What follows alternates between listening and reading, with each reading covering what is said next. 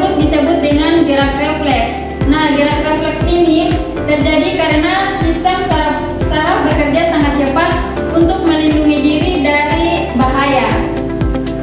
Nah, dengan mempelajari sistem saraf ini, kalian dapat memahami bagaimana tubuh kita menerima rangsangan dan mengatur sistem saraf dalam kehidupan sehari-hari.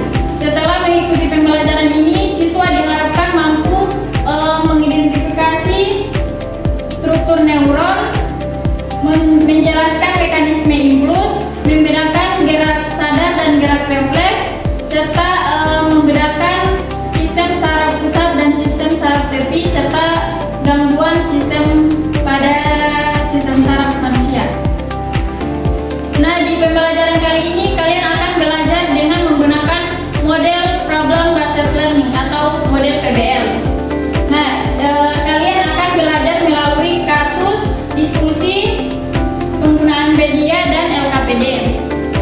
Sekarang Ibu akan menampilkan video kasus. Nanti kalian amati baik-baik ya. Sekarang kalian perhatikan kasus permasalahan yang Ibu tampilkan ya, di mana seorang remaja ini mengalami kesemutan, refleks melemah, dan sulit menggerakkan tangan setelah benturan ringan. Baik, kalian perhatikan video. Kesemutan bro, mungkin digigit arwah semut yang marah karena pernah lu injak. Yakin kesemutan digigit arwah semut yang marah? Nanti kita lihat aja apa yang terjadi di dalam tubuh. Yuk kita masuk.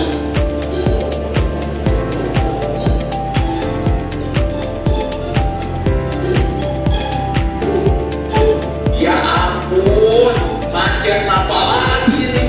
Kemarin macet gara-gara lamapnya konser, sekarang macet gara-gara pembuluh darah kegencet.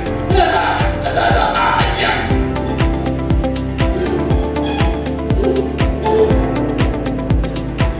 Kalian lihat kan ada dua kabel. Kabel tadi itu saraf.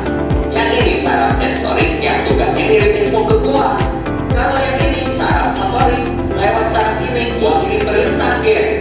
Karena sensorik dan motorik kegencet, akhirnya gua gak bisa dapat info ataupun ngirim perintah ke daerah yang kegencet. Terus saraf-saraf ini juga butuh oksigen yang di bawah darah. Karena pembuluh darah itu dan kegencet, akhirnya saraf di daerah yang kegencet kekurangan oksigen. Kejadian-kejadian di atas tadi yang bikin area yang kegencet mati rasa, dan akhirnya terjadilah kesemutan. Pasti sekarang banyak pertanyaan yang di kepala kalian tentang gangguan sistem saraf yang lain ya. Nah, pertanyaan-pertanyaan itu nanti kita akan jawab melalui diskusi dan penyelidikan. Baik Ibu. Baik, untuk memperjelas materinya, Ibu akan membagikan kalian dalam 4 kelompok. Untuk kelompok 1, Tania sama Junanda. Kelompok 2, Maria dengan Nurul, dan kelompok 3, Radina sama Makfira. Kelompok 4, Imana dengan Nirmala.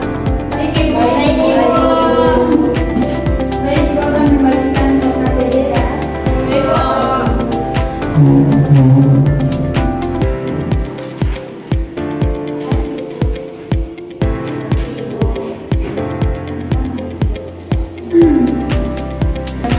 Jadi setiap kelompok itu ada yang tugasnya mencari informasi dan mencatat ya. Baik Ibu.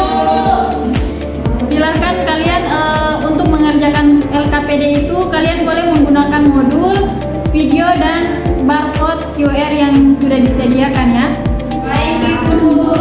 Gunakan media tersebut untuk memahami struktur neuron, jalur impuls, sistem saraf pusat dan tepi, serta gangguan sistem saraf. Sekarang kalian pilih salah satu gangguan sistem saraf, misalnya epilepsi, stroke, meningitis, atau polio. Jelaskan gejala dan penyebab bagian sistem saraf yang terganggu dan dampak aktivitas dan upaya pencegahannya. Silahkan kalian jawab yang ada di LKPD kalian, dan kalian scan barcode yang ada di situ ya. Baik Ibu.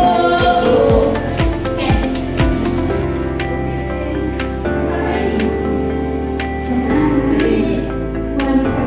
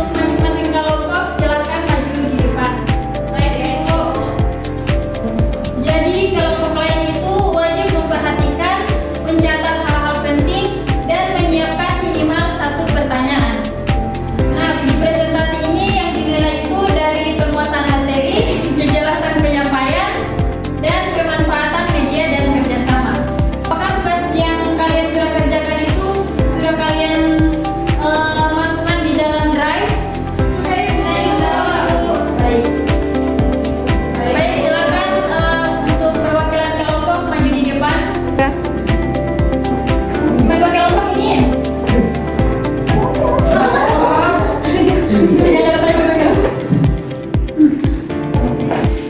Baik, jadi di sini kami dari kelompok 1 mendapatkan misi 1. Itu di sini kami membuat poster. Nah, isi dari poster itu ada neuron, neurologia, input saraf, dan sinaps. Nah, di bagian neuron atau sel saraf itu terdapat bagian-bagiannya seperti ada dendrit, badan sel, sel membrane. Selanjutnya saya serahkan ke kelompok 2. Ayo silakan. Baik, saya perwakilan dari kelompok 2 di mana kami mendapatkan tugas yaitu membuat konsep dengan judul otak, tulang belakang, dan gerak refleks. Sekian presentasi dari kelompok 2, selanjutnya akan dilanjutkan oleh kelompok 3. Jadi kelompok 3 itu membuat PPT dengan judul jalur respon tubuh dan analisis strategi otomatis dan otomatis. Selanjutnya dilanjutkan oleh kelompok 4. Baik, saya perwakilan dari kelompok 4. Jadi di sini kami sudah melakukan empat baik waspada gangguan sistem saraf pada manusia, di mana di sini ada beberapa konsep gejala